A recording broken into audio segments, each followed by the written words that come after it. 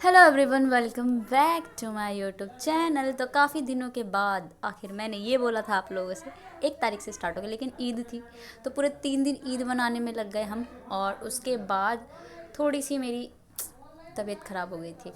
इसलिए मैंने आज स्टार्ट कर रही हूँ। आज 6 तारीख हो चुके हैं। आई एम लेट लेट हूँ मैं, हाँ। तो हम स्टार्ट कर रहे हैं आज जो ये लेक्चर है। मैं इसका वन शॉट बना रही हूँ, तो आप लोग इसको वन शॉट में देखना। थोड़ा सा लॉन्ग भी हो सकता है और 2 पार्ट में भी हो सकता है, वो डिपेंड करता है कि कितना हम जल्दी खींच सकते हैं। तो पहली बात तो ये डिटेल लेक्चर ये है नहीं, तो आपको वन शॉट किस तरीके से होता है यू नो वेरी वेल, है ना। तो यहाँ पर हम स्टार्ट करेंगे। आपका जूलॉजी 135 का ये कोड है, ठीक है, सेकेंड ईयर का कोड है, इससे स्टार्ट कर रहे हैं। जो आपका बाकी भी कोड है, आप अपने कोड लिख देना, मैं सबके वन शॉट बना दूंगी, क्योंकि अभी चल रहा है ये अप्रैल और आपका जून से एग्जाम स्टार्ट है। तो टेंटेटिव डेट शीट आ चुकी है, जिसने नहीं देखी है जाके अपने कोड को लिख लीजिए, है ना, कब कौन सा पेपर है। और कभी भी ये टेंटेटिव होती है, क्योंकि लास्ट फाइनल जो डेट शीट आती है वो आपके एग्ज़ाम से कुछ दिन पहले आती है, तो वो फाइनल होता है। ज़्यादा कोई चेंजेस नहीं होता, लेकिन कभी कभी जो डेट है क्लैश कर जाती है तो वो चेंज हो जाती है ना। तो आप अपने हिसाब से लिख लें कि कौन सा पेपर कब है, और उसको अंडरलाइन, मॉर्निंग में, इवनिंग में, सेंटर वाइज सारी चीज़ें जो आपने सेंटर फिल किया है, एडमिट कार्ड आ जाएगा और आपको सेंटर मिल जाएगा।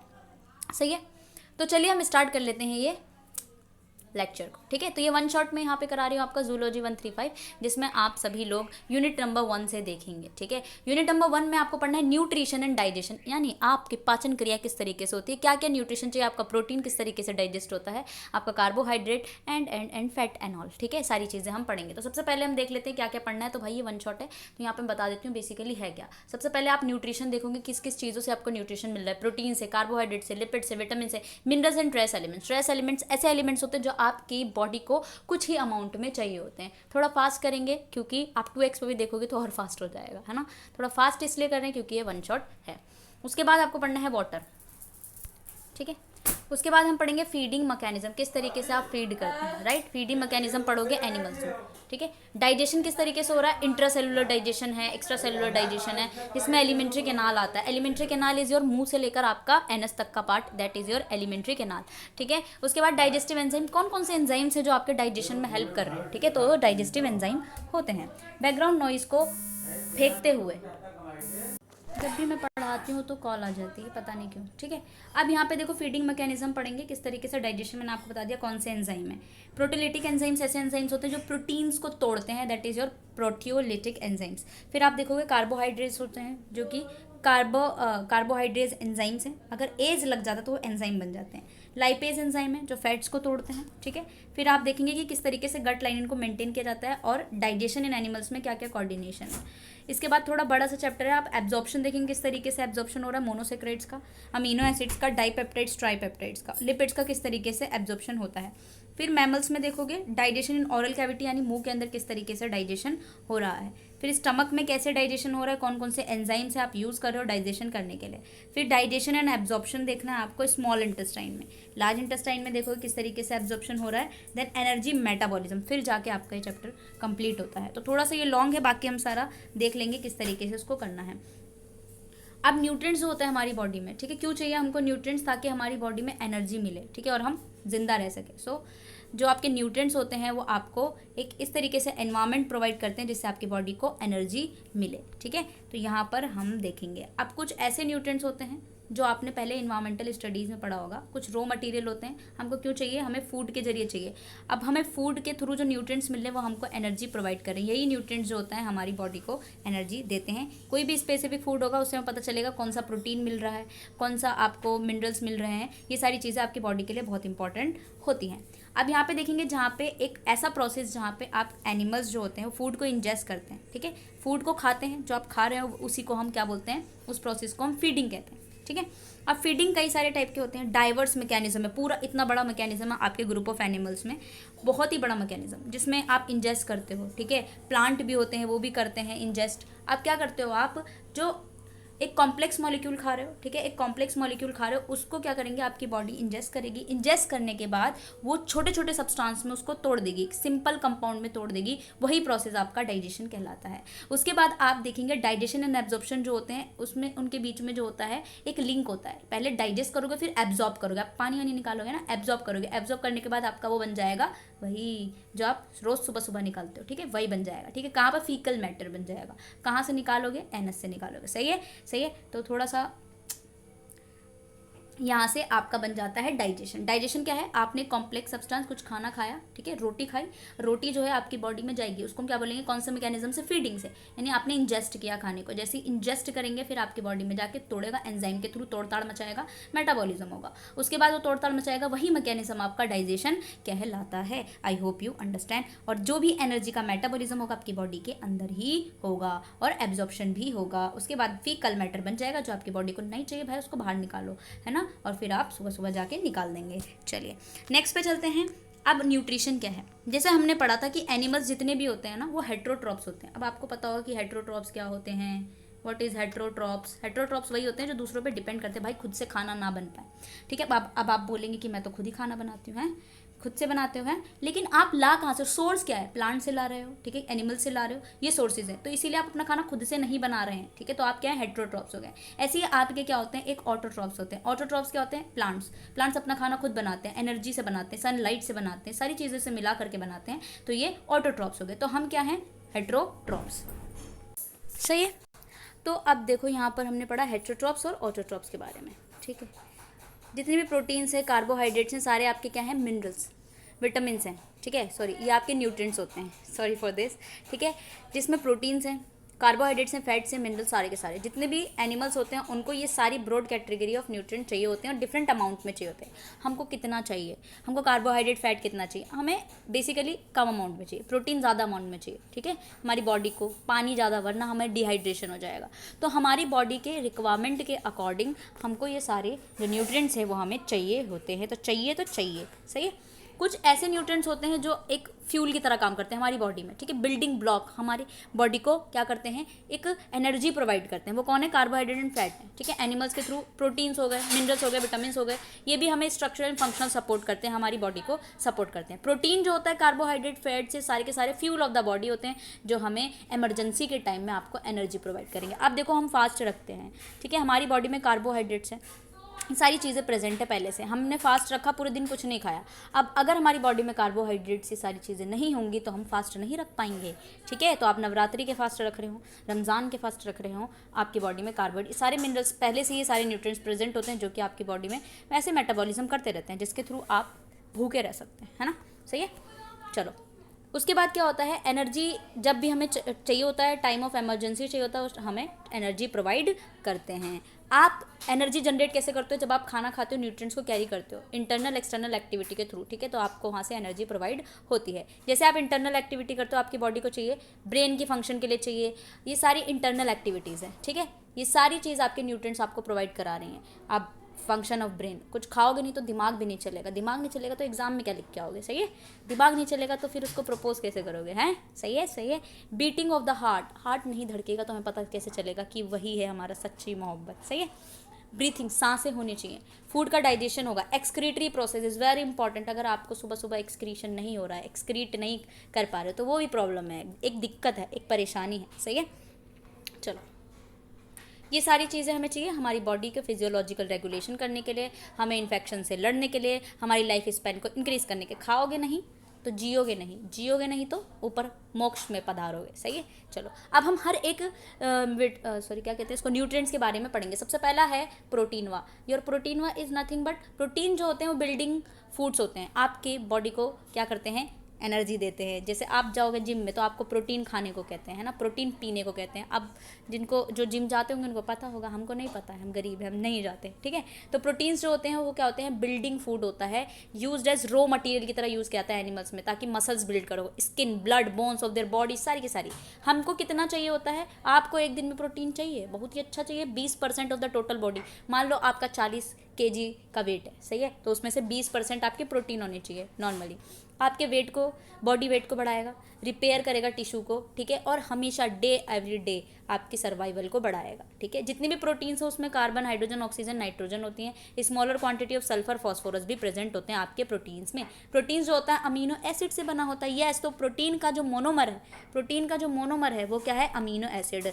अमीनो एसिड जो होते हैं बेसिकली उसको आप एक लंबी चेन में बहुत सारे अमीनो एसिड्स को मिला दोगे तो प्रोटीनवा बन जाएगा। वही प्रोटीन आपकी बॉडी के लिए बिल्डिंग फूड है, एनर्जी देगा, मसल्स देगा। तो अगर आप थिन हैं तो प्रोटीन खाइए, सही है।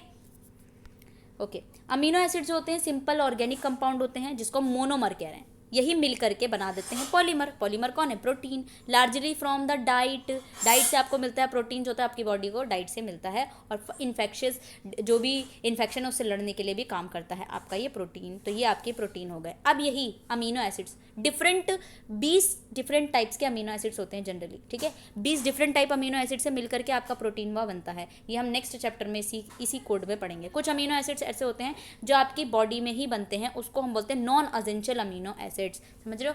ऐसी अमीनो एसिड्स जो आपकी बॉडी खुद ही बना लेती, किसी की ज़रूरत वा नहीं है, ठीक है। किसी को ज़रूरत नहीं है, ठीक है, कोई ज़रूरत नहीं है मुझे तेरी ज़रूरत नहीं। नॉन असेंशियल अमीनो एसिड्स, ऐसे अमीनो एसिड्स जो हमारी बॉडी नहीं बनाती है, हमारी बॉडी कहती है नहीं हम नहीं बनाएंगे और तुम जाओ डाइट से लेके आओ, ठीक है। तो वो आपकी असेंशियल अमीनो एसिड्स होते हैं। I hope you understand guys, ठीक है। अब यही अमीनो एसिड्स वगैरह के बाद इसको हमने बांटा है इसमें, तो हम देख लेते हैं असेंशियल और नॉन असेंशियल अमीनो एसिड। मैं आपको एक ट्रिक बताऊंगी जिसके थ्रू आपको असेंशियल अमीनो एसिड्स याद होंगे, बाकी बचे कुचे जो होते हैं वो सारे आपके असेंशियल अमीनो एसिड्स हैं, ठीक है। नॉन असेंशियल की ट्रिक बता रही हूँ। नॉन असेंशियल बोलो, इसेंशियल बोलो, असेंशियल बोलो, एसेंशियल बोलो, आपकी मर्जी, आपका मुंह, सही है। चलो अब मैं आपको बता देती हूँ नॉन एसेंशियल अमीनो एसिड्स की ट्रिक वा बताऊँगी। प्राइवेट यानी पीवीटी, टिम, हॉल, ठीक है, ये आपकी है नॉन असेंशियल अमीनो एसिड, ठीक है। Non essential amino acid P से क्या है? हाय रब्बा क्या हो गया? Private, Tim, hall. पी से आपका आता है,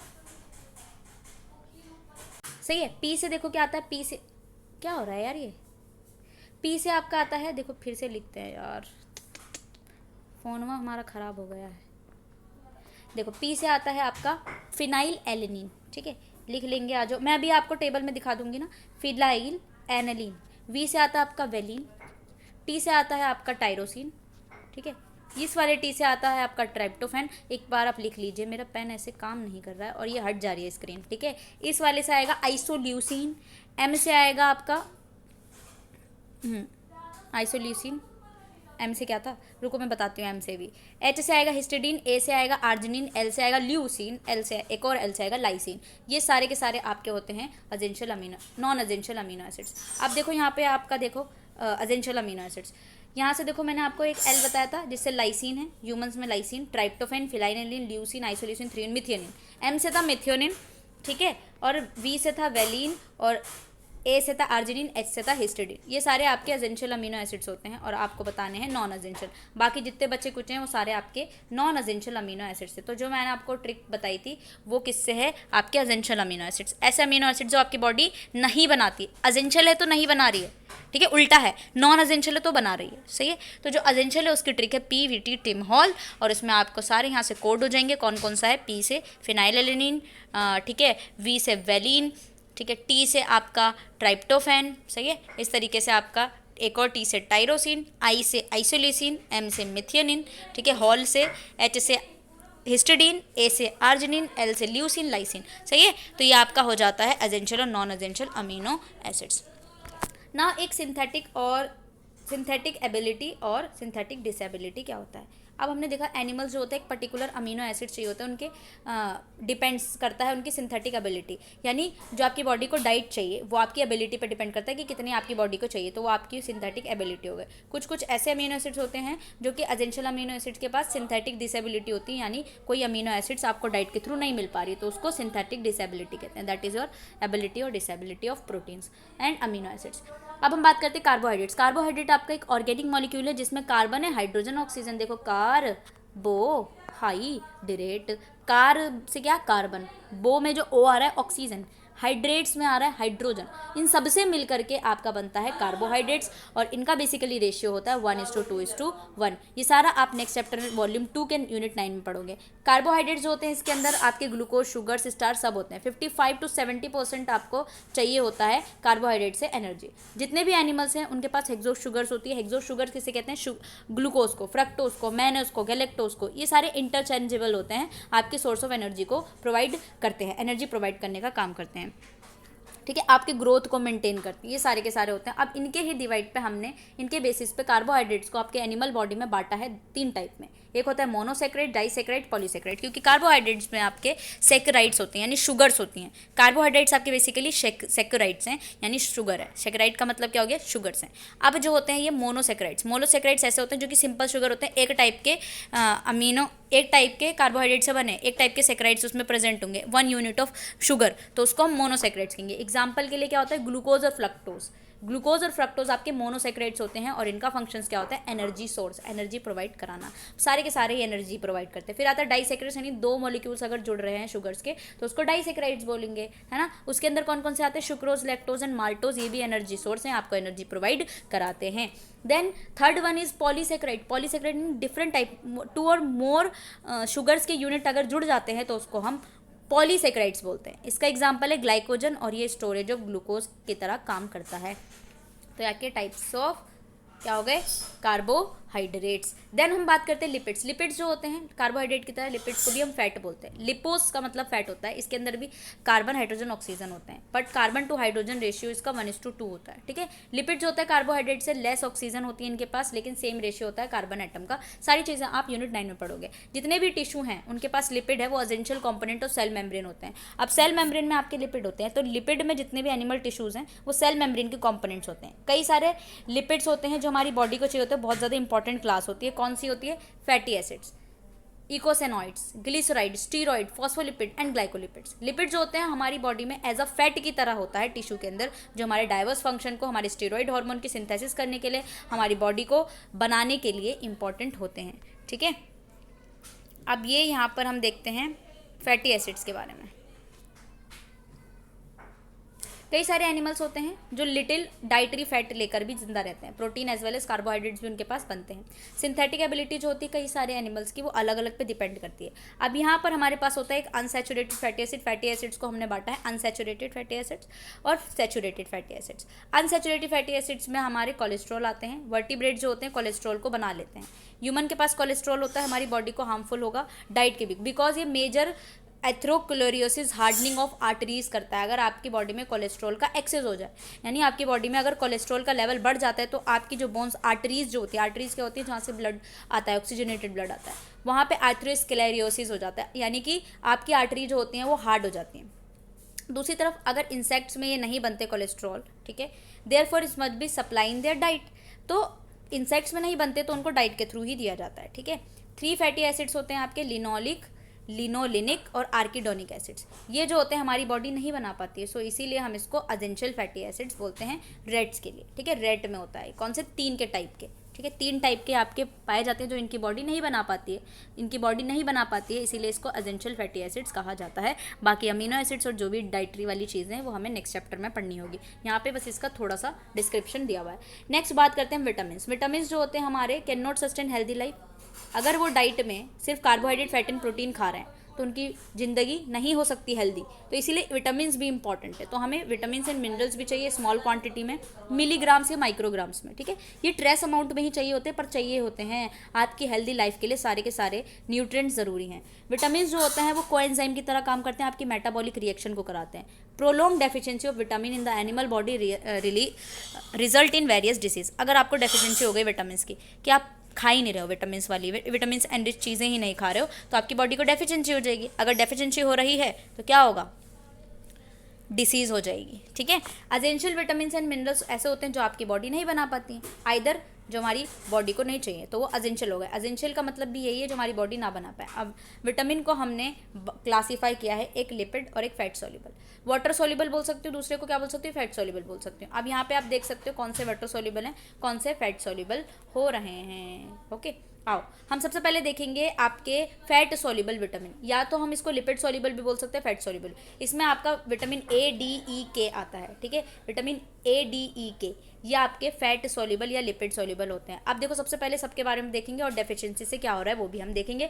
तो आपको इंपॉर्टेंट चीज़ ये ध्यान रखना है, टाइप्स ऑफ विटामिन, एक फैट सॉल्युबल होता है या लिपिड सॉल्युबल भी बोल सकते हैं, दूसरा जो होता है आपका वो क्या होता है, वाटर सॉल्युबल होता है। तो इसमें ये चैप्टर आपका थोड़ा लॉन्ग है, इसीलिए इसमें थोड़ा टाइम लग रहा है, बाकी में इतना टाइम नहीं लगेगा, तो आप लोग अच्छे से कर लीजिएगा, सही है।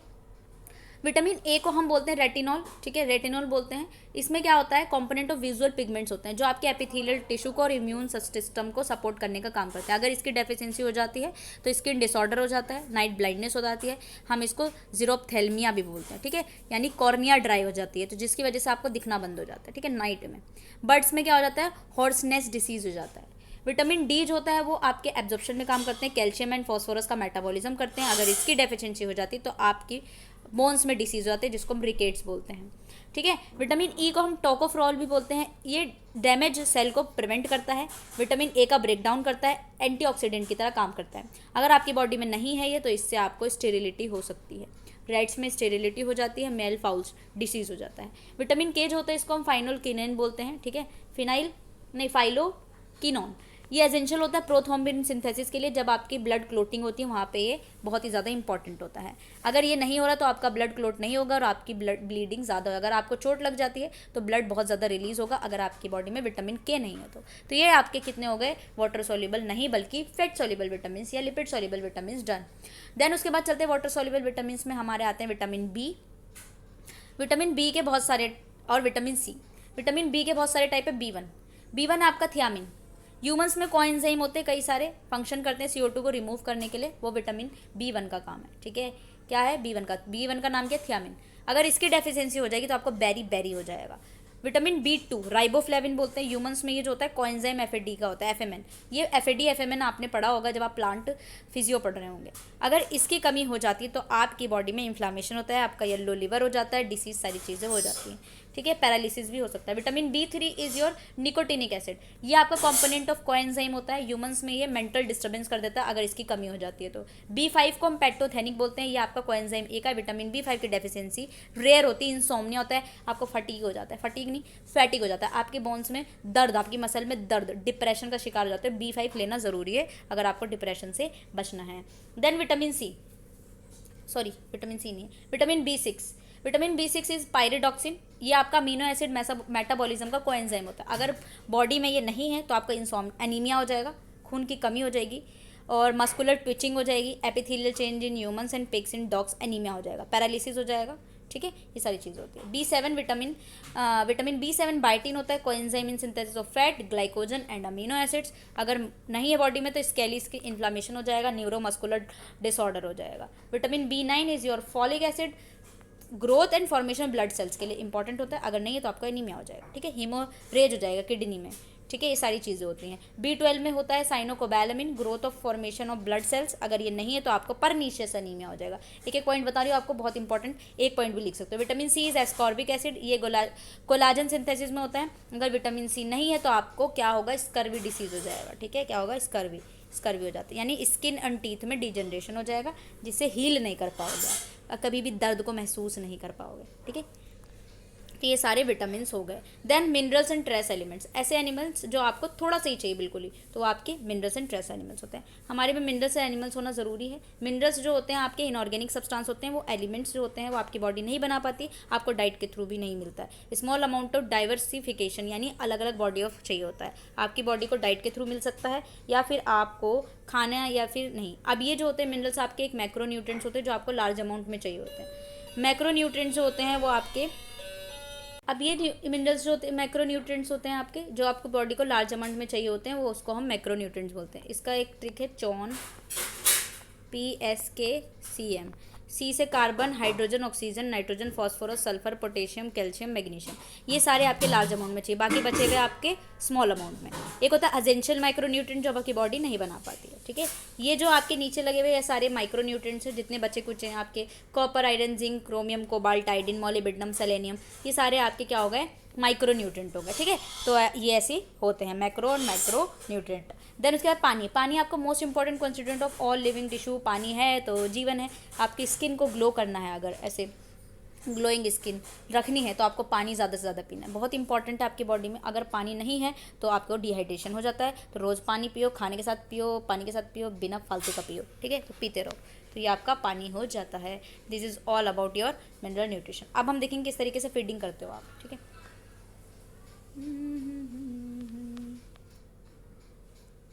अब यहाँ पे हम देखेंगे फीडिंग मेथड कैसे क्लासीफाई किया गया है। Types of food. अगर स्मॉल पार्टिकल हुआ है, ठीक है, क्या है स्मॉल पार्टिकल, स्मॉल पार्टिकल को फीड करोगे, खाओगे, तो उसके लिए हमारे पास मेथड ऑफ फीडिंग क्या क्या है।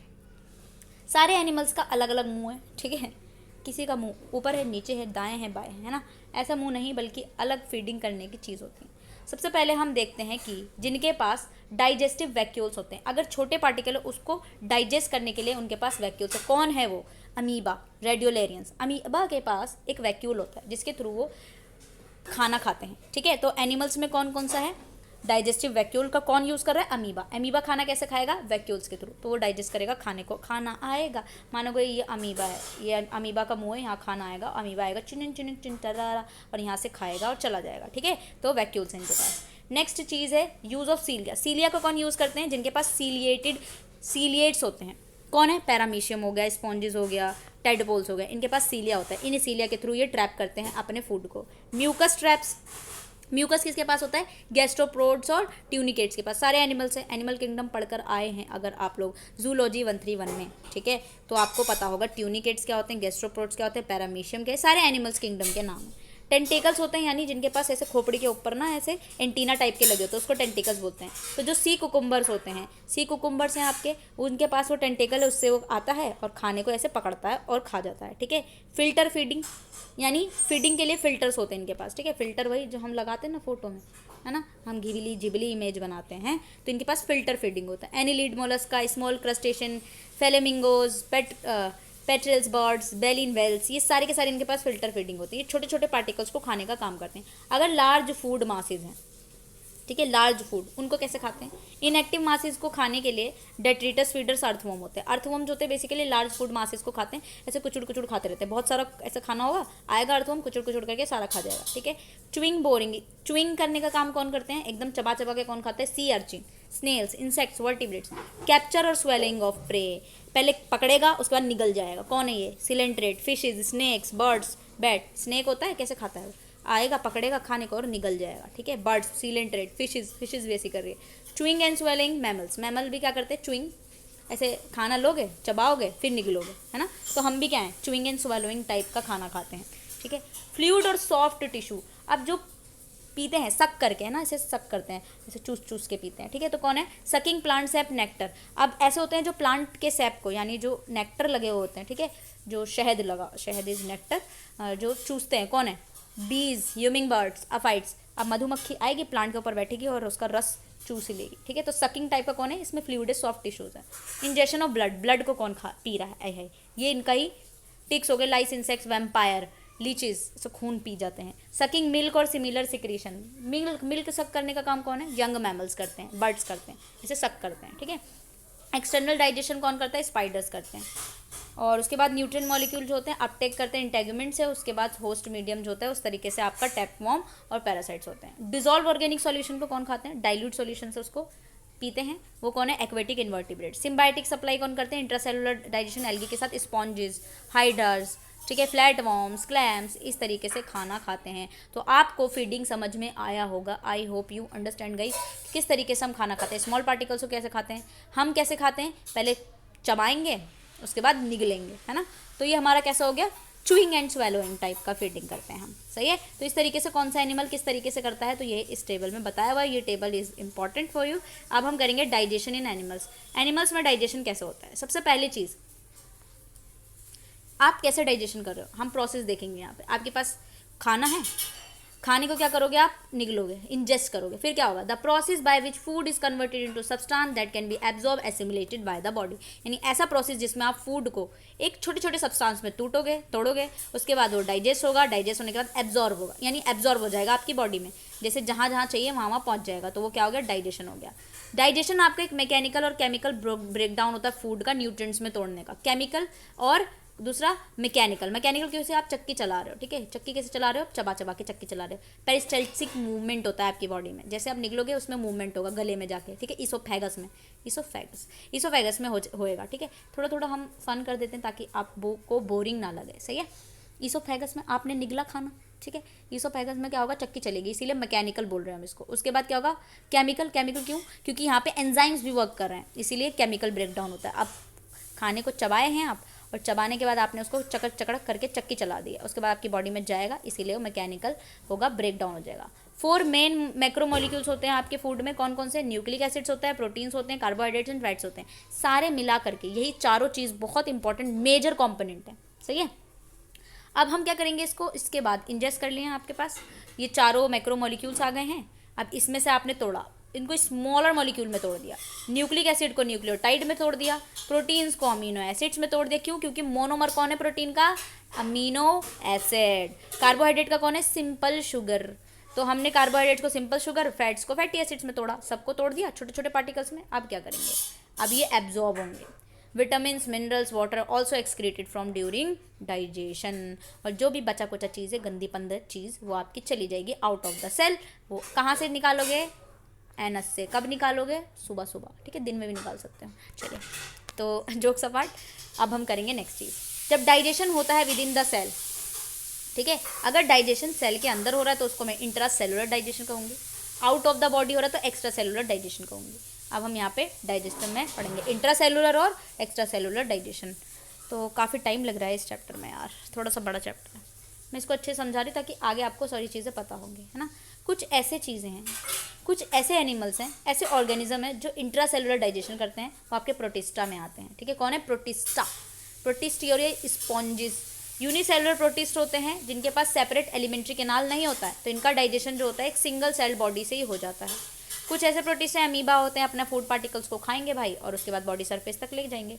तो इन टाइप में इनके पास एक माउथ होता है, उस माउथ का नाम है साइटोसोम। अब इन्हीं माउथ की वजह से ये जाएंगे और इंगल्फ करेंगे फूड पार्टिकल्स को, ठीक है। इंगल्फ करने के बाद स्यूडोपोडिया होता है इनके ऊपर की साइड, आपने अमीबा पे पढ़ा होगा कि अमीबा के ऊपर के पास स्यूडोपोडिया होते हैं, यहीं से ट्रैप करते हैं ये अपने फूड को, और फिर वैक्यूल के थ्रू ये अपनी बॉडी में ले जाते हैं, और इसी टाइप को हम इंट्रा सेलुलर डाइजेशन कहते हैं। तो ये आपका हो गया इंट्रा सेलुलर डाइजेशन, सही है। ये देखो कैसे हुआ तो इतना ज़रूरी कैसे हो, ये फूड पार्टिकल है, इनके पास वैक्यूल्स है, ये न्यूक्लियस है, फूड पार्टिकल आएगा, देखो ये देखो फंसा लिया ना इसमें सारे, अब डाइजेशन करेंगे, अंदर आया डाइजेशन, लाइजोसोम है, इनको तोड़ेगा, ठीक है। तोड़ने के बाद क्या होगा, अब लाइजोसोम पहुंचाएगा एब्जॉर्प्शन के लिए, एब्जॉर्प्शन हुआ, एब्जॉर्प्शन करने के बाद एसिमिलेशन होगा, और इसके बाद डाइजेशन हो जाएगा, जो भी बचा कुछ है सारा रिलीज, ठीक है, अनडाइजेस्टिव पार्टिकल रिलीज। तो इस तरीके से क्या हो रहा है, इंट्रा सेलुलर डाइजेशन इन किस में होता है, अमीबा में होता है। ओके, डन है। अब नेक्स्ट पे चलेंगे, extra cellular digestion. Extra cellular digestion उनका होता है जिनके पास एलिमेंट्री केनालवा होता है। Alimentary canal is nothing but your मुंह से लेकर एनस तक का पार्ट को हम एलिमेंट्री केनाल कहते हैं। आपके मुंह से आएगा ईसोफेगस, लिवर, किडनी, खाना, जो भी चीज़ें हैं, ठीक है, एलिमेंट्री केनाल में, और लास्ट का जो पार्ट है वो आपका एनस, तो माउथ से लेकर एनस तक के पार्ट को हम एलिमेंट्री केनाल कहते हैं, सही है। अब किस किस में है एलिमेंट्री केनाल और एक्स्ट्रा सेलुलर डाइजेशन किस में होगा, आओ हम देखें, आओ चलो सीखें। एक्स्ट्रा सेलुलर डाइजेशन होता है ट्यूबुलर कैविटी में, एक्सटेंड होता है through out the length of an organism. जितने भी आपके एनिमल्स हैं आफ्टर प्लेटीहेल्मिन्थेस के बाद उनके पास ट्यूबुलर एलिमेंट्री ट्रैक होता है, जो कि जिनके पास 2 एंड होते हैं, 2 ओपन एंड होते हैं। क्या होते हैं, 2 ओपनिंग होती है, एक तो मुंह की ओपनिंग और दूसरी वाली, समझ रहे हो, तो वही ओपनिंग, ठीक है। तो 2 ओपनिंग हो जिसके पास, उनके पास एलिमेंट्री केनाल होता है। एक्स्ट्रा सेलुलर डाइजेशन हो रहा है यहाँ पे, और अब स्मॉल पार्टिकल्स में तोड़ेंगे, ठीक है। डाइजेस्टिव ट्रैक है, और अब हम देखेंगे क्या क्या चीज़ें हैं यहाँ पे। प्लेटीहेल्मिन्थेस जो होते हैं 4 मेजर फंक्शन होते हैं यहाँ पर। सबसे पहला है रिसेप्शन रीजन, यानी रिसेप्शन करोगे आप, उसके बाद कंडक्शन स्टोरेज, फिर डाइजेशन एब्जॉर्प्शन, उसके बाद फॉर्मेशन ऑफ फीसिस। फीसिस क्या है आपका, समझ रहे हो, वही जो आप निकालते हो सुबह सुबह, उसको फेसिस बोलते हैं, ठीक है, फेसिस। ओके। स्टोरेज सबसे पहले रिसेप्शन रीजन होगा, पहले रिसेप्शन करेंगे, भंडारा करेंगे, फिर स्टोर करेंगे, ठीक है। उसके बाद डाइजेशन होगा, एब्जॉर्प्शन होगा, उसके बाद आपके बचा कुचा चीज़ बन जाएगा। तो सबसे पहले रिसेप्शन रीजन, जहाँ पे आपका ओरल और बकल कैविटी आती है। ओरल कैविटी क्या है, जहाँ से आप खाना निगलेंगे, उसमें क्या है, टीथ है आपके पास। क्या है, टीथ।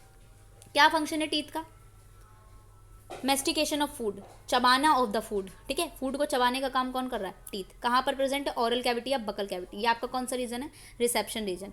फूड जो होता है within the mouth, namely the tongue, tongue भी होता है, टंग का काम क्या है, उसको लुब्रिकेट करना, यानी उसको जो आपका सलाइवा प्रेजेंट है उसको लुब्रिकेट, खाने को ऐसा सूखा सूखा थोड़ी ना चबाओगे, उसको लुब्रिकेट करोगे। किसका काम है, टंग का काम है। सलाइवरी ग्लैंड प्रेजेंट है, सलाइवरी ग्लैंड क्या करेंगे, सलाइवा सिक्रीट करेंगे।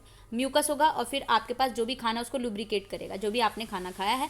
कुछ एंजाइम्स होंगे ओरल कैविटी में जो पेरीमेनाइरी डाइजेशन करेंगे प्राइमरीली, ठीक है। और कार्बोहाइड्रेट जो भी चीज़ें आपकी बकल कैविटी में आएगा। उसके बाद सेकंड जो जोन है वो कंडक्शन स्टोरेज, यानी ईसोफेगस। ईसोफेगिस नहीं बल्कि फेगस, इसको यू कर लीजिएगा। ईसोफेगस जो होते हैं वर्टिब्रेट्स में, एनिमल्स में होते हैं, और ये फूड को बोलस, यानी जब आपका फूड लुब्रिकेट हुआ आया, चबाता हुआ आया है, उस फूड को हम बोलस बोलेंगे, ठीक है। क्या बोलेंगे, बोलस। कहाँ से आया, ओरल कैविटी से आया। स्टमक में जाएगा, पेरिस्टल्टिक मूवमेंट होगा। अब आप ना निगल रहे हो, तो आपने जब निगलते हुए देखा होगा तो आपके गले के पास, नेक के पास ऐसे नेक ना इस तरीके से स्वेल कर जाती है, थोड़ा ऊपर की साइड, फिर दोबारा जाती है ना। एक बार चबा के देखो, चबाओ, ठीक है। तो उसको क्या बोलते हैं, पेरिस्टल्टिक मूवमेंट बोलते हैं। कुछ ऐसे एनिमल्स जिनके पास बर्ड्स होता है, ये हम बाद में पढ़ेंगे। ईसोफेगस के पास क्रॉप होता है, ठीक है, वहाँ पे जाके आपका खाना स्टोर होता है, ठीक है। उसके बाद क्या होगा, पेरिस्टल्टिक मूवमेंट होगा, रिगर्जिटेटेड, ठीक है।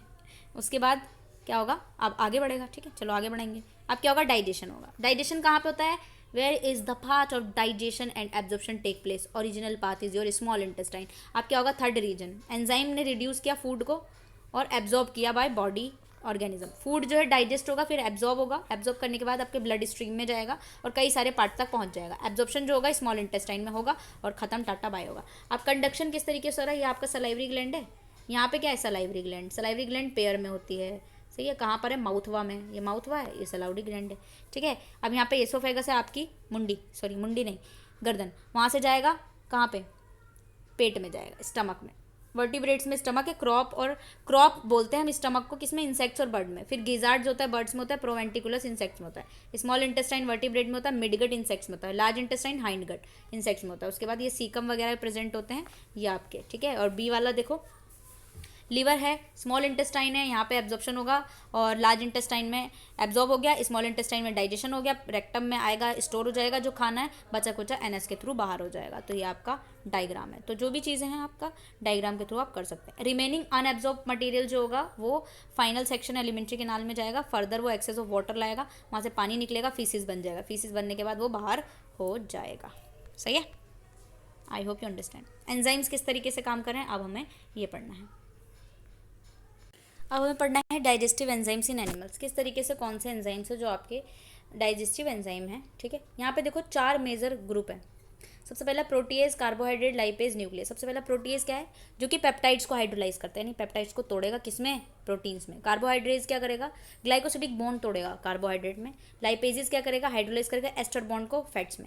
न्यूक्लियस क्या करेगा, डीएनए आरएनए को तोड़ेगा न्यूक्लियोटाइड में। तो ये सारे के सारे फंक्शन। सबसे पहले प्रोटीलिटिक एंजाइम का क्या काम है, प्रोटीलिटिक क्या करेगा, पेप्टाइड्स को तोड़ेगा। इसमें आपके 2 ग्रुप हैं। सबसे पहला है एंडोपेप्टाइडेज और exopeptidase. Endopeptidase interior part of protein molecules को तोड़ेगा, लार्ज पेप्टाइड चेन को स्मॉलर फ्रेगमेंट्स में तोड़ देगा।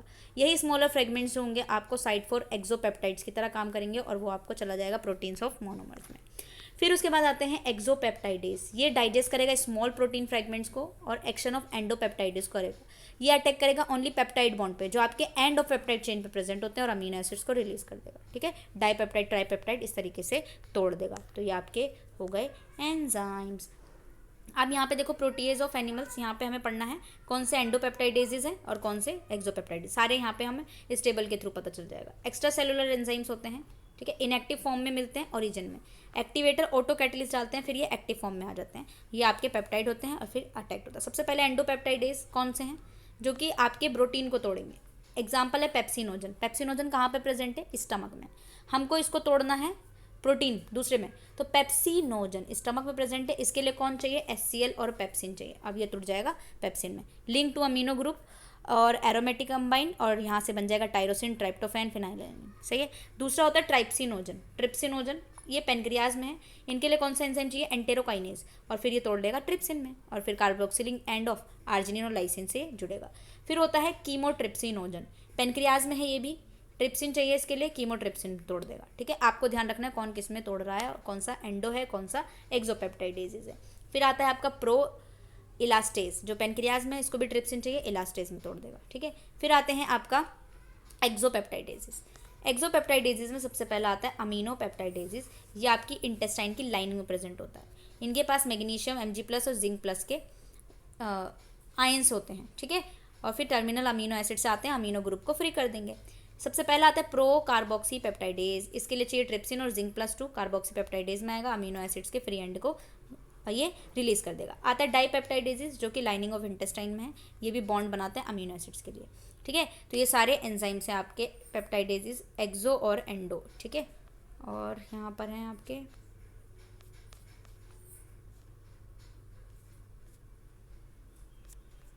अब नेक्स्ट पे चलते हैं।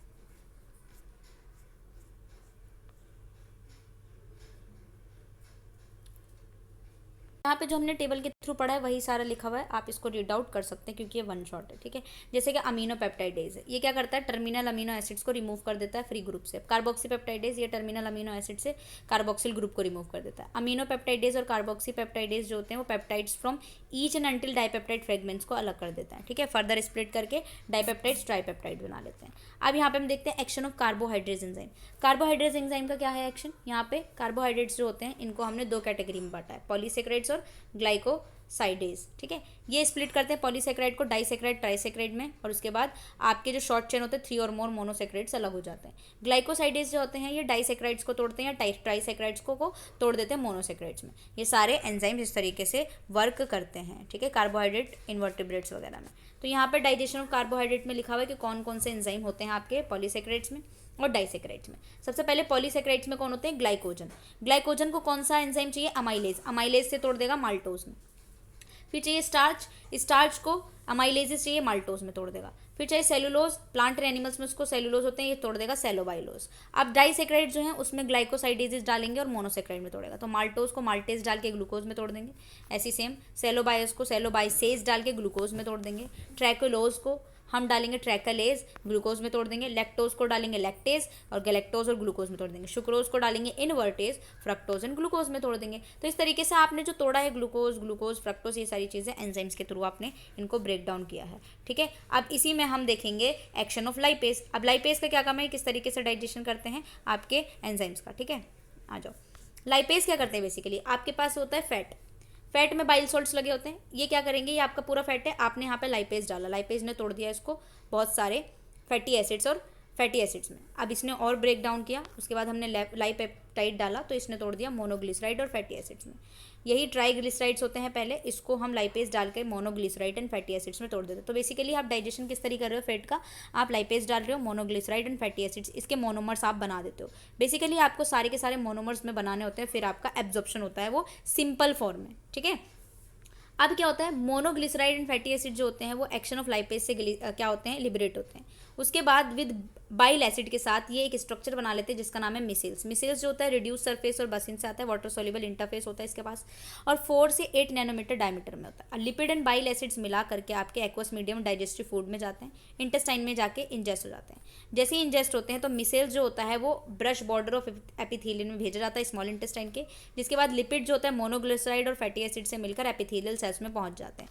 ठीक है, ये आपके मिसेल्स हैं। मिसेल्स आपके हाइड्रोफिलिक हेड होता है जो कि वाटर लविंग होते हैं, और जो टेल होती है इनके हाइड्रोफोबिक होता है जो कि वाटर हेटिंग होते हैं। ठीक है, इस तरीके से मिसेल्स होता है। अब मिसेल्स आएगा आगे और आपके एब्जॉर्प्शन में काम करेगा।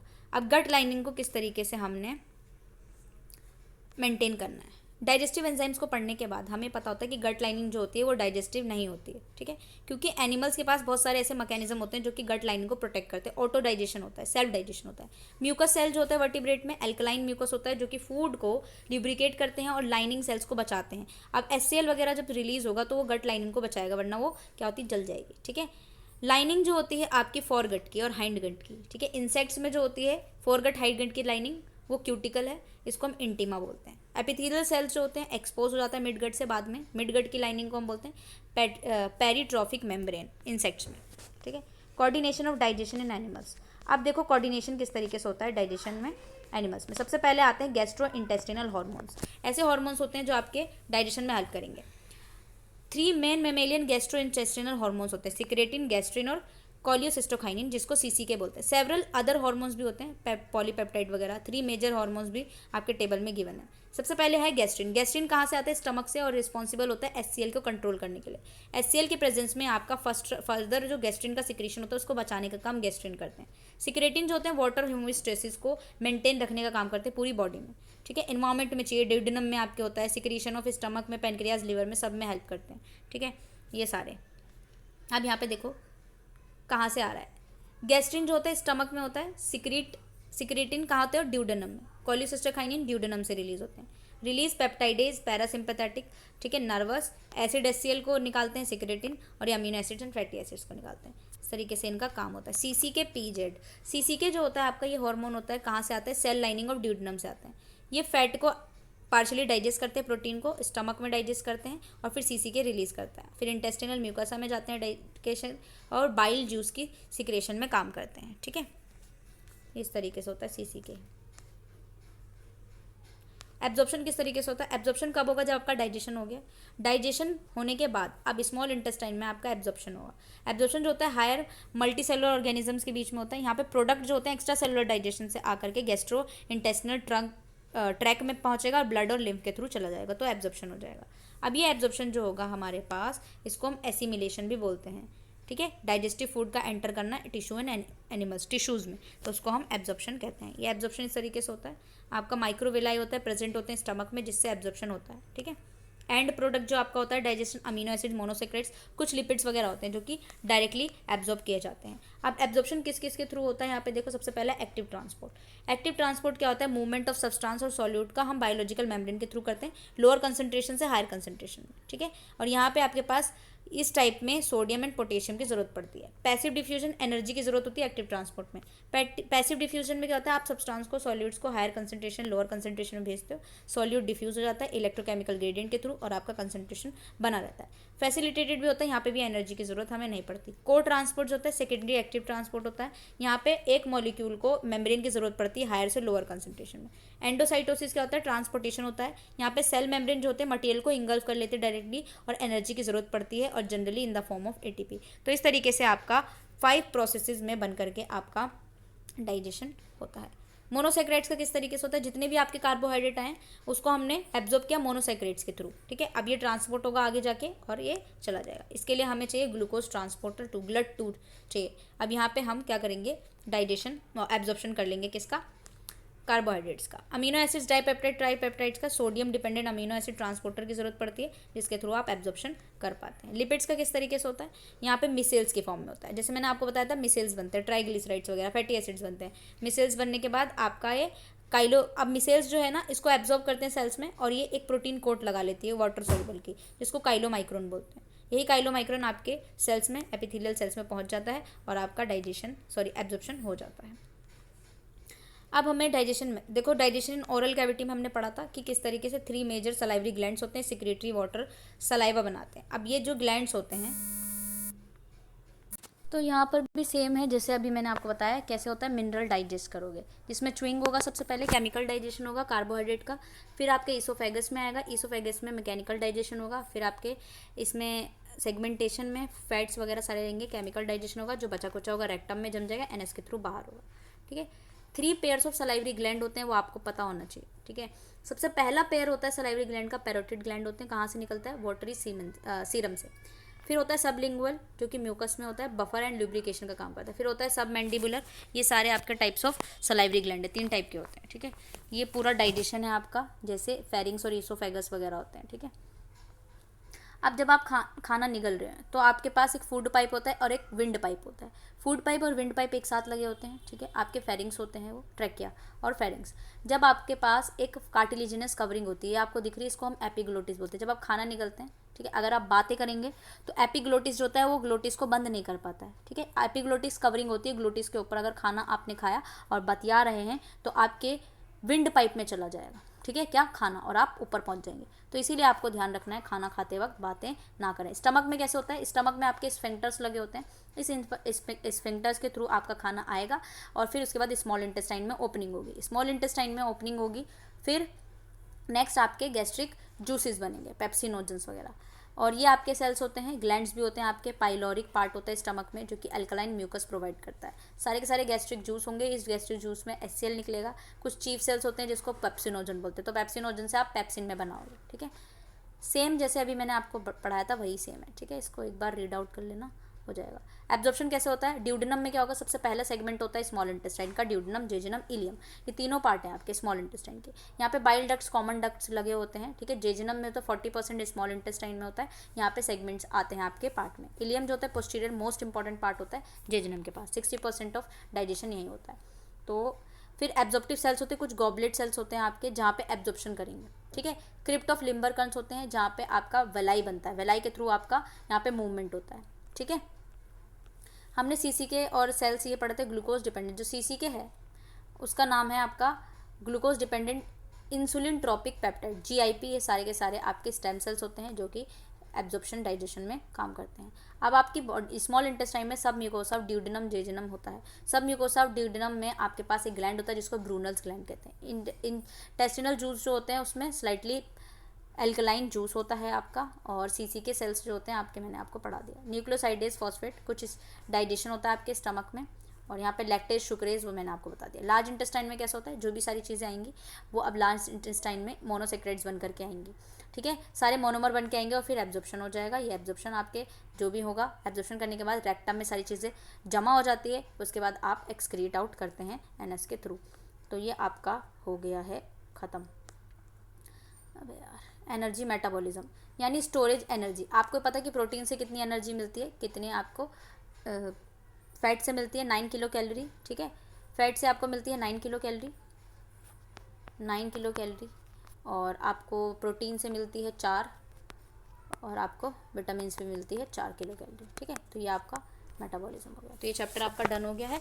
नेक्स्ट चैप्टर हम स्टार्ट करते हैं। थोड़ा सा ही बड़ा था यार, यहाँ पे देख लेना, extra cellular intercellular digestion is important, और किस तरीके से ग्लाइकोजन। अब हमें पढ़ना है रेस्पिरेशन। रेस्पिरेशन पढ़ने के लिए यहाँ पे हमें चाहिए रेस्पिरेटरी गैसेस, जिसमें आपको सबसे पहले पढ़ना है कि पार्शियल प्रेशर क्या होता है, partial pressure of a gas, solubility क्या होती है, डिफ्यूजन ऑफ गैसेस क्या होता है, ठीक है। सबसे पहले तो हम बात कर लेते हैं पार्शियल प्रेशर क्या होता है। आपके पास ये पूरा का पूरा एक प्रेशर है, उसमें से आपको एक इंडिविजुअल गैस का प्रेशर चाहिए, उसको हम पार्शियल प्रेशर कहते हैं। सॉल्युबिलिटी यानी कितना सॉल्युबल है, कौन सी गैस कितनी सॉल्युबल होगी आपके ब्लड में। डिफ्यूजन यानी आप किस तरह कौन से गैसेस का डिफ्यूज कर सकते हो ब्लड प्लाज्मा में। रेस्पिरेशन के मोड्स देखोगे ह्यूमन रेस्पिरेटरी सिस्टम में, जिसमें आपका अपर एयरवे है जहाँ पे नोज आ रहा है, ठीक है, आप नाक से सांस ले रहे हो। लोअर एयरवे आएगा जहाँ पे आपका बाकी सारी चीज़ें एल्वेलाई वगैरह। लंग्स स्ट्रक्चर, लंग्स देखोगे, लंग्स कैसे होते हैं, पल्मोनरी वेंटिलेशन, यानी अगर लंग्स के थ्रू आप सांस ले रहे हैं तो उसको पल्मोनरी बोलते हैं। लंग्स वॉल्यूम एंड कैपेसिटीज़ क्या होता है, गैस एक्सचेंज कैसे होता है एल्वेलाई में, वो पढ़ना है। उसके बाद आपका रेगुलेशन, रेस्पिरेशन पढ़ना है। गैसेस का ट्रांसपोर्ट क्या होते हैं ब्लड में, हीमोग्लोबिन क्या है, ऑक्सीजन ट्रांसपोर्ट किस तरीके से होता है, और फिर ऑक्सीजन के बाद कार्बन डाइऑक्साइड का ट्रांसपोर्ट किस तरीके से हो रहा है, ये आपको सारी चीज़ें पढ़नी है। अब जैसे कि हमने डाइजेशन पढ़ लिया, ठीक है, अब ऑक्सीजन से हमें कार्बन डाइऑक्साइड होगा, कार्बन डाइऑक्साइड, ऑक्सीजन, सारी चीज़ें मिलेंगी आपको जब खाना खाओगे। अब यहाँ पे प्रोसेस ऑफ ऑक्सीजन अपटेक, यानी ऐसी प्रोसेस जिससे ऑक्सीजन ले रहे हैं आप और कार्बन डाइऑक्साइड को फेंक रहे हैं, उसको हम क्या बोलेंगे, रेस्पिरेशन, यानी ले रहे हैं और छोड़ क्या रहे हैं, कार्बन डाइऑक्साइड, ठीक है। अब कैसे छोड़ रहे हैं वो आपको पता होगा, सही है, मुझे भी पता है, ठीक है। चलिए, तो आपको क्या करना है, इनटेक करना है। जब आप ऑक्सीजन को लेते हैं, कार्बन डाइऑक्साइड को छोड़ते हैं, तो उस प्रोसेस को हम रेस्पिरेशन कहते हैं। रेस्पिरेशन में 2 प्रोसेसेस होती है, एक्सटर्नल रेस्पिरेशन व इंटरनल रेस्पिरेशन, ठीक है। तो कुछ एक्सटर्नल रेस्पिरेशन क्या होता है, इसमें एब्जॉर्प्शन होता है ऑक्सीजन का और कार्बन डाइऑक्साइड निकलता है पूरी बॉडी से लेकर पूरी एनवायरनमेंट में। आप बॉडी से ऑक्सीजन को एब्जॉर्ब कर रहे हैं और कार्बन डाइऑक्साइड को पूरी दुनिया में छोड़ रहे हैं, तो क्या हो गया, एक्सटर्नल रेस्पिरेशन। सेकेंड चीज़ क्या है, इंटरनल रेस्पिरेशन। यहाँ पे ऑक्सीजन यूटिलाइज करोगे आप, CO2 को निकालेंगे सेल से, और फिर गैशियस एक्सचेंज होगा, कहाँ, सेल और फ्लूइड में। सेल और फ्लूइड के बीच में क्या होगा, ऑक्सीजन का एक्सचेंज, गैशियस एक्सचेंज, उसको इंटरनल रेस्पिरेशन कहते हैं, सही है। आ जाओ तुम्हें जो मैंने, अब रेस्पिरेटरी गैसेस कौन कौन सी, आ जाओ, अब हमें पढ़ना है तारा, ठीक है। देखो जी, हम पढ़ चुके हैं क्लास 11th में, पहले ही हमें ये बुक बोल रही है कि आप क्लास 11th में पढ़ चुके हैं। क्या पढ़ चुके हो? फिजियोलॉजी के द मोस्ट इंपॉर्टेंट गैसेज होती हैं आपकी oxygen, carbon dioxide, nitrogen. Molecular oxygen कितने परसेंट होती है? 21% आपके एटमॉस्फेरिक एयर में, 21% ऑक्सीजन। कार्बन डाइऑक्साइड कितनी है? सिर्फ और सिर्फ 0.3%। नाइट्रोजन कितना है? 78%। जितने भी आपकी गैसेज हैं वो एयर में हैं, कंबाइंड प्रेशर में रहती है, उसको हम 1 एटमॉस्फेयर बोलते हैं। तो अगर मैं बोलूँ कि एटमॉस्फेरिक प्रेशर कितना है एचजी में, यानी मिलीमीटर्स। बे यार फ़ोन आ जाता है यार, डिस्टर्ब हो जाते हैं। अब देखो यहाँ पर हमें क्या बता रही थी, जितने भी गैसेज होते हैं एग्जिट करते हैं कंबाइंड प्रेशर, उसको हम बोलते हैं 1 एटमॉस्फेयर। 1 एटमॉस्फेरिक, अगर कोई पूछे एटमॉस्फेरिक प्रेशर कितना है तो कितना बताएंगे आप? mm/hg में अगर आप बताएंगे तो 760 mm/hg। और अगर आप बोलेंगे चलो कोई नहीं यार, तुम लोग बड़े अच्छे हो यार, साइंस वाले हो, तो आप बता दो कि भाई किलोग्राम पास्कल में कैसे बताओगे, तो होता है 101.3 किलोग्राम पास्कल, ये होता है। आपको रिमेंबर रखना है, ये बोला यू मस्ट रिमेंबर, ठीक है। तो बहुत अच्छी है ये बुक आपकी। अब देखिए नेक्स्ट में क्या होता है, मोस्ट ऑफ द ऑक्सीजन जो होती है एयर में रहती है, लेकिन कुछ जो होती है हमारे पानी वाटर बॉडीज़ में भी डिजोल्व हो जाती है, सही है। 21% हमको सिर्फ और सिर्फ मिलता है, ठीक है। एग्जाम्पल के लिए आपने ऑक्सीजन का कंटेंट एयर में रखा 20 time of that water saturated in air, ठीक है। बहुत अंग्रेजी बोल रहा है, हम नहीं पढ़ेंगे। पार्शियल प्रेशर को पढ़ेंगे। What is partial pressure? आपने पढ़ा होगा प्रेशर क्या होता है, एयर का, tube of air, car, scooty, सबका प्रेशर होता है, कुछ ना कुछ प्रेशर होता है। कितने प्रेशर से वो गैस को रिलीज करती हैं? What do you think? कैसे आप मेजर करते हो? गैस मॉलिक्यूल में आपके पास बहुत सारा पूरे एक मिक्सचर ऑफ गैसेज है, डिफरेंट गैसेज प्रेजेंट है, उसमें से एक को उठाओ। मान लो आपके एक मिक्सचर ऑफ गैसेज है, मैंने कंटेनर रखा, यहाँ पे oxygen, nitrogen, chlorine, fluorine, chlorine, sorry chlorine ऐसा नहीं होता, बस फ्लोरीन क्लोरीन होती है, ठीक है ना। तो यहाँ पे आपने इसमें रखा मिक्सचर ऑफ गैस, इसमें से आप उठा रहे हो कार्बन को, मैंने कार्बन को उठाया। तो अगर इंडिविजुअल गैस का मैं प्रेशर निकालूं, इंडिविजुअल गैस का, ठीक है, अर्ज गया है, इंडिविजुअल गैस का अगर मैं प्रेशर निकालूं तो मैं उसको partial pressure of the gas बोलूंगी, ठीक है। क्या बोलूंगी? Partial pressure of the gas, ठीक है। समझ में लग गया? आ जाओ, अब हम करेंगे नेक्स्ट, आ जाओ। पार्शियल प्रेशर क्या होता है? Exert by all the gases in the mixture, ठीक है। अगर एक प्रेशर निकाल रहे हो टोटल में से उसको बोलेंगे, और ये किसने दिया? Dalton law of partial pressure, Dalton ji ने दिया। डाल्टन जी हमारे एक चाचा जी थे, ठीक है, आपके पहले चाचा जी आप जरूर मिले होंगे, जिन्होंने लॉ ऑफ पार्शियल प्रेशर दिया। इन्होंने बोला total pressure of a mixture of a gas is equal to the partial pressure of the component of the gases. इन्होंने बोला भाई जो टोटल प्रेशर है वो हर एक गैस की प्रेशर के बराबर है, तो जो हर एक के गैस है उसको पार्शियल प्रेशर बोलेंगे, और जो पूरा मिक्सचर ऑफ द गैस है उसको मैं टोटल प्रेशर बोलूँगी, ओके। दैट्स कैसे कैलकुलेट करेंगे हम पार्शियल प्रेशर? कैसे कैलकुलेट करना है? मान लो एक एक्स गैस है, ठीक है, वो एक्स नहीं जो आपकी ज़िंदगी से जा चुकी है, वो एक्स जो हम गैस को मान रहे हैं, ठीक है। तो हमने माना कैलकुलेट कर रहे हैं हम partial pressure of gas x की गैस को देख रहे हैं, ठीक है, कि आपकी एक्स की कैसी गैस थी, ठीक है, सॉरी, ओके, ठीक है। तो पी एक्स हमने लिया, यानी partial pressure of x gas, उसको निकालेंगे हम x/100 इंटू टोटल प्रेशर, ठीक है। x क्या है? परसेंटेज स्पेसिफिक गैस, जो भी आपको चाहिए। p क्या है? आपका total pressure of a mixture, और पार्शियल प्रेशर आप निकाल लेंगे, सही है। मान लो आप ऑक्सीजन का निकाल लो, आ जाओ ऑक्सीजन का निकालते हैं। मान लो आपकी x कौन है? ऑक्सीजन, तो px की जगह मैं PO2 लिख दूंगी, यानी पार्शियल प्रेशर ऑफ ऑक्सीजन। अब मैं लिखूंगी कितना प्रेजेंट है वो x, कितना प्रेजेंट है इन्वायरमेंट में, 21 divide by 100 into atmospheric pressure 760 mm/hg। अब यहाँ से निकल के आएगा कि आपकी जो पार्शियल प्रेशर है किसकी? ऑक्सीजन की, वो कितनी है? 160 mm/hg। ऐसे ही आप कार्बन डाइऑक्साइड का निकाल सकते हो। कैसे निकालोगे? PO2 कितना प्रेजेंट है? 0.03 डिवाइड बाय 100 इंटू 760 mm/hg, कितना? 0.3 mm/hg, इतना प्रेजेंट है आपका कार्बन डाइऑक्साइड। तो we can calculate all the partial pressure of the gas in present in your एयरवा, सही है। चलो, अब सॉल्युबिलिटी क्या होता है? सॉल्युबिलिटी को बताने के लिए हमारे एक और चाचा आए थे, उन्होंने बोला भाई गैसेस डिपेंड करती हैं कितना पार्शियल प्रेशर है, कितना टेम्परेचर है, अदर सॉल्यूट कितना लिक्विड में प्रेजेंट है, उसके हिसाब से हम सॉल्युबिलिटी देखेंगे। किसका? कार्बन डाइऑक्साइड का, हम देखेंगे ऑक्सीजन का, हम देखेंगे नाइट्रोजन का। पानी में कितना सॉल्युबल हो जाता है डिफरेंट टेम्परेचर पे, उसको मैं सॉल्युबिलिटी बोलूँगी, सही है। तो अब इसको बताने के लिए नेक्स्ट चाचा आए थे, जिनका नाम था Henry, okay, Henry.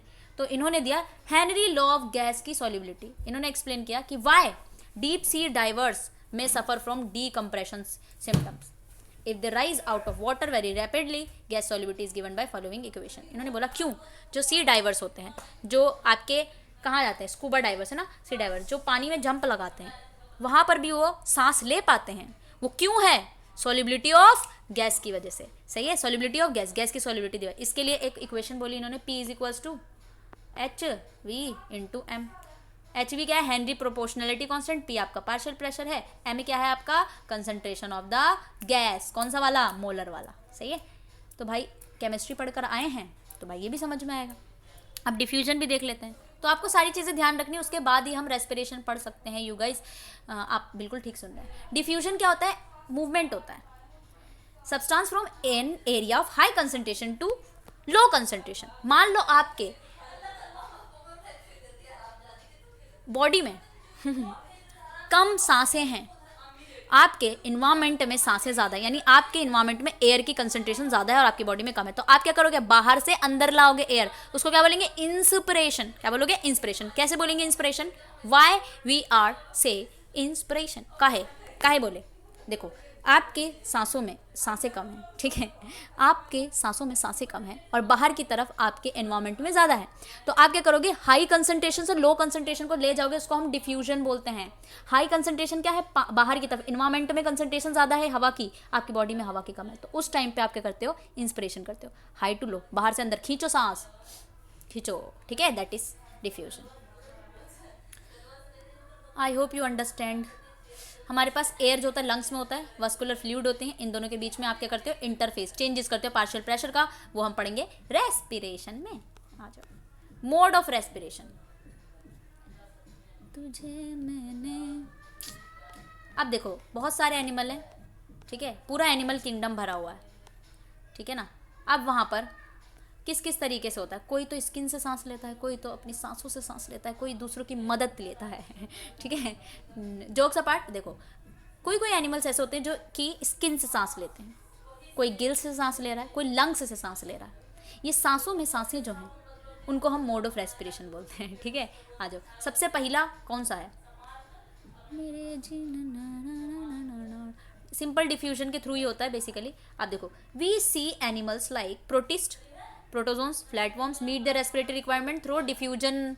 Quite small and low metabolic rate होती है, इनको क्या चाहिए? डिफ्यूजन के थ्रू सांस ले लेते हैं, खुश रहते हैं और अपना जीवन बिताते हैं। इनको ऑक्सीजन की डिमांड चाहिए सफिशिएंट, वो डिफ्यूजन के थ्रू होते हैं। कुछ ऐसे होते हैं जिनके पास सर्कुलेटरी सिस्टम नहीं है भाई, तो क्या करते हैं? स्किन से सांस ले रहे हैं, गैस एक्सचेंज करते हैं अपने स्किन में। कौन है वो?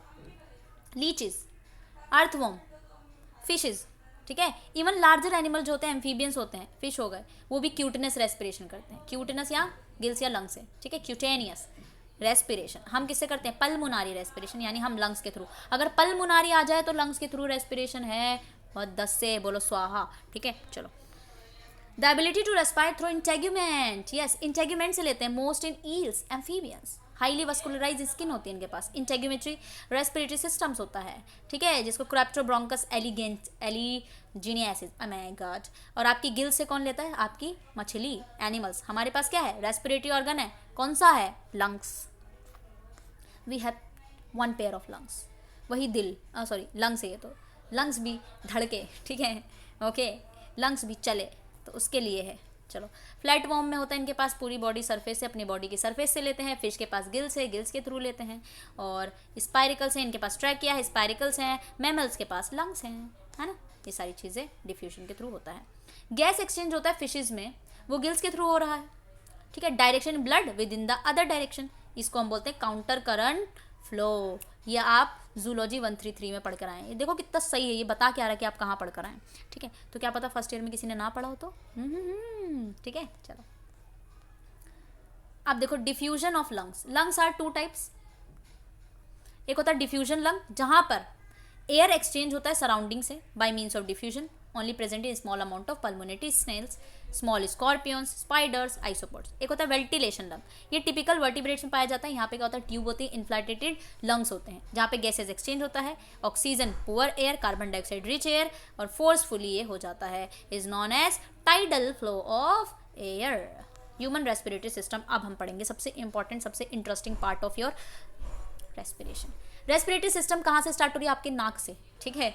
क्योंकि सांस आप कहाँ से लेते हो, नाक से लेते हो ना। And the most distal alveolus alveoli, ठीक है। और कहाँ तक जाएगा, एल्वेलाई तक। एल्वेलाइज जो होंगे वहाँ पे कई सारे टाइनी एयर सैक्स होते हैं, लंग्स के बीच में होते हैं, जहाँ पे रैपिड गैसेज एक्सचेंज होता है, तो एल्वेलाई। नाक से सांस ले रहे हो, कहाँ तक जा रहा है, एल्वेलाई तक जा रहा है, that is your respiratory system. अब रेस्पिरेटरी सिस्टम दो टाइप की, upper airway, lower airway. Upper airway में क्या है, नोज से लेके vocal cord, sinuses, larynx. Larynx क्या है, आपकी सुरीली आवाज़ जो निकल रही है, जैसे मेरी सुरीली से आवाज़ निकल रही है ना, that is my लैरिंग्स, that is my voice box.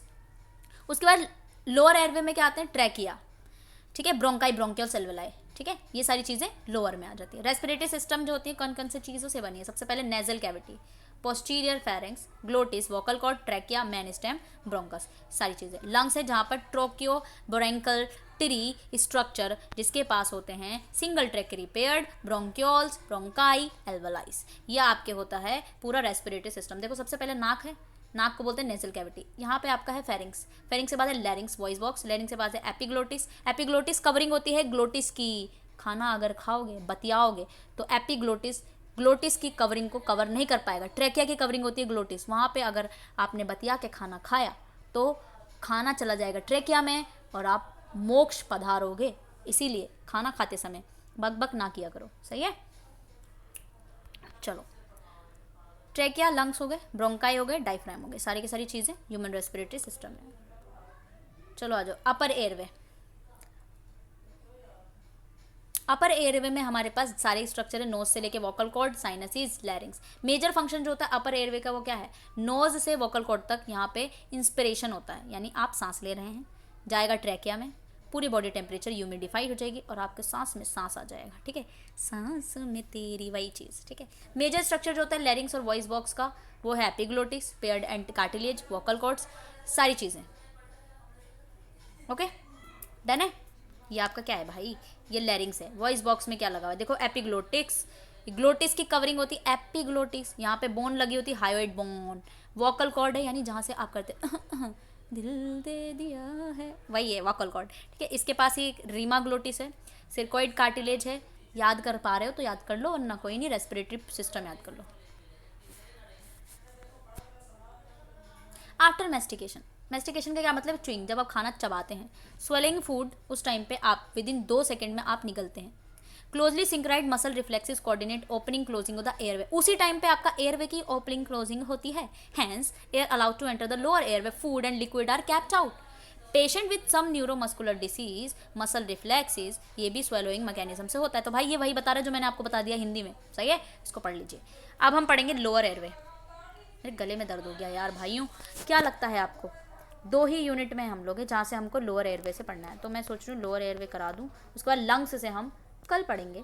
और नेक्स्ट जो लेक्चर होगा इससे लॉन्ग होगा, क्योंकि अब मैं आपको पढ़ाने वाली हूँ और फास्ट, क्योंकि अभी हमने 56 पेज ही किया। आई थिंक 3 लेक्चर जाएंगे इसके, ठीक है, आई थिंक 3 शॉर्ट जाएंगे।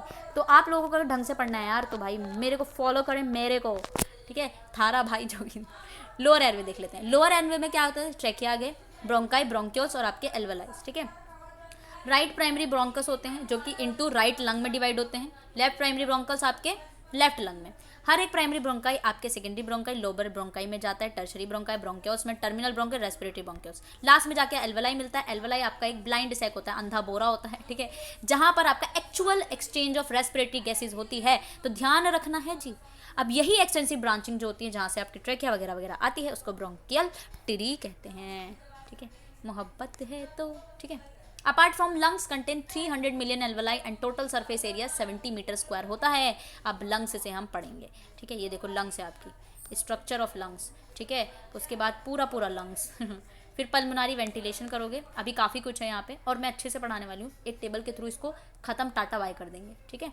उसके बाद रीड आउट कर लेंगे और हो जाएगा तुमतना धुमतना। तो नेक्स्ट लेक्चर मैं जल्द ही, इवन कल ही मैं इसका अपलोड करूँगी। मेरे गले में हो गया है दर्द, 1 घंटा हो चुका है और मैं चाह रही हूँ कि इसके 3 लेक्चर लगेंगे, आई होप 3 लेक्चर लगेंगे और कंप्लीट करा दूँगी, ठीक है। तो आपको मेरे साथ ही बने रहना है, पूरी की पूरी आपको ह्यूमन फिजियो पढ़नी है बेसिकली, जो आप 11th में पढ़कर आए हो ना, थोड़ा सा लिटिल बिट यहाँ पे कॉम्प्लेक्स होता हुआ। तो आप इसको पूरा का पूरा मुझे फॉलो करना है, ठीक है, करेंगे फॉलो, ठीक है, कसम है सबको एग्ज़ाम की ठीक है। तो आप देखो, मैं कुछ भी नहीं, चार्ज भी नहीं ले रही, मैं इसलिए कर रही हूँ क्योंकि मेरा खुद का ऑब्जर्व है कि मैंने खुद ही ऑब्जर्व किया हुआ है कि भाई इग्नू का कोई भी कंटेंट नहीं है यूट्यूब पे, अगर है भी तो पूरा नहीं है, अब मिलेगा भी तो आपको कुछ कुछ मिलेगा और फिर हम डिसअपॉइंट हो जाते हैं, है ना, कि मेरे साथ भी हुआ है ऐसा। और इस तरीके से मैं इसीलिए मैंने ये चैनल बनाया है। तो आपको ज़्यादा से ज़्यादा शेयर करना है, ठीक है। कोई भी डाउट है आप मुझे डायरेक्टली डीएम कर सकते हो, मैंने खोल रखा है सबके लिए अपना टेलीग्राम चैनल, वहाँ पर डायरेक्ट डीएम करोगे, मैं सबका रिप्लाई देती हूँ। कमेंट में जो करना है करो, मैं उसका भी रिप्लाई देती हूँ, ठीक है भाई। नेगेटिव कमेंट से अगर जो चीज़ें आपको लगती है कि हाँ मैं और अच्छा कर सकती हूँ तो आप मुझे बता सकते हैं, ठीक है। मुझे बुरा नहीं लगेगा बिल्कुल भी, बल्कि और इम्प्रूव कर सकती हूँ मैं खुद को। तो आप मुझे बताएं और चैनल को फॉलो करें, लाइक करें, शेयर करें एंड सब्सक्राइब करना ना भूलें और शेयर करना ना भूलें भाई। दूसरों को शेयर करवा दो क्योंकि वन शॉट स्टार्ट हो गया है और मैं इसको 1-2 दिन में कंप्लीट करा दूंगी। फिर नेक्स्ट हम जो भी आपका होगा उसको स्टार्ट करेंगे, ठीक है। इम्यूनोलॉजी में पढ़ा रही थी, उसके 10 लेक्चर हो चुके हैं, आप समझ रहे हो, 10 लेक्चर में करा चुकी हूँ, 7 यूनिट हो चुके हैं उसके, आई थिंक 12-13 यूनिट है मेरे से। अगर हो पाया, मेरा गला ठीक हुआ, क्योंकि मैं और ज़्यादा ऑनलाइन भी पढ़ाती हूँ, क्योंकि मैं ऑनलाइन पढ़ाती हूँ, वो पेड क्लासेज होती हैं, तो वो आप बीएससी वाले भी कर सकते हैं, लेकिन वैसे तो मैं प्रिपरेशन कराती हूँ एंट्रेंस की, तो उनको भी पढ़ाना होता है, ठीक है। उनके लिए भी नोट्स बनाने होते हैं, उनके लिए भी बहुत कुछ करना पड़ता है, उनके लिए भी गला अपना तोड़ना होता है मुझे, यानी फाड़ना होता है ना। तो इस वजह से थोड़ा सा डिले हो जाता है मेरा यूट्यूब पे, क्योंकि मुझे कॉलेज भी जाना होता है ना। तो आपको सपोर्ट करना इसी बात पे, क्योंकि हम अपना एक कीमती टाइम निकालते हैं और ये लेक्चर रिकॉर्ड करती हूँ मैं, और फिर आपको भी वो चीज़ उसका फ़ायदा हो जाए तो आप दूसरों में भी शेयर करें, दूसरों को भी फ़ायदा हो, सबको फ़ायदा हो यार, ठीक है। तो चलिए मिलते हैं नेक्स्ट वीडियो में, जब तक के लिए bye bye and take care.